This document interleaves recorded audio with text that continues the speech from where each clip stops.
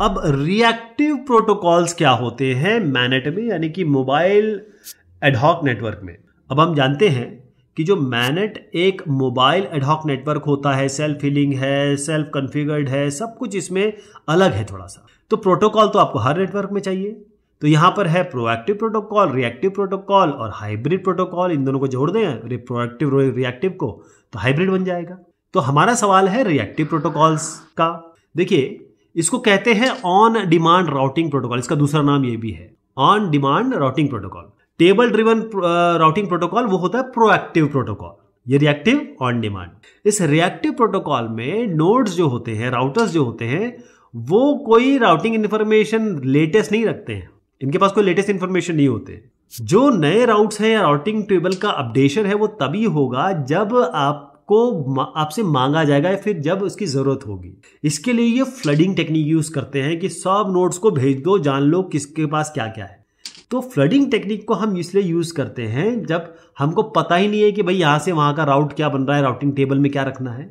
तो अगर आपसे मैं कहूं कि इसकी एक लाइन में डेफिनेशन दें तो रिएक्टिव राउटिंग प्रोटोकॉल ये राउट को बनाता है या फिर राउटिंग टेबल को बनाता है जब जब डिमांड होगी, अदरवाइज नहीं बनाता है। ओके, तो मैं थोड़ा समराइज करता हूं इसको कि जो रिएक्टिव प्रोटोकॉल्स की बात आती है, जहां तक मोबिलिटी नेटवर्क का सवाल है, बड़ी अच्छी होती है, बहुत शानदार होती है। स्टोरेज की बात करें तो यहां गड़बड़ हो जाती है कि भैया राउटिंग टेबल है ही नहीं, यहां पर राउटिंग टेबल अपडेट ही नहीं हो रहे। राउट्स अगर आप बनाएंगे तो वो आपके डिमांड पे बनेगा, तभी डेटा जब सेंड करना होगा तभी बनेगा, जब डेटा भेजना होगा तभी ये राउटिंग बनेगी। अवेलेबिलिटी, अरे ऑन डिमांड बन रहा है, जब डेटा को सेंड करना है तो यहां समस्या हो गई, यहां थोड़ा सा एक चीज हो गई। डिले ज्यादा है इसमें। डिले ज्यादा क्यों है? क्योंकि आपको पहले सब्जी लानी है फिर खाना बनाना है। प्रोएक्टिव प्रोटोकॉल में आपने सब्जी बना रखी है, बस खाना खाना है।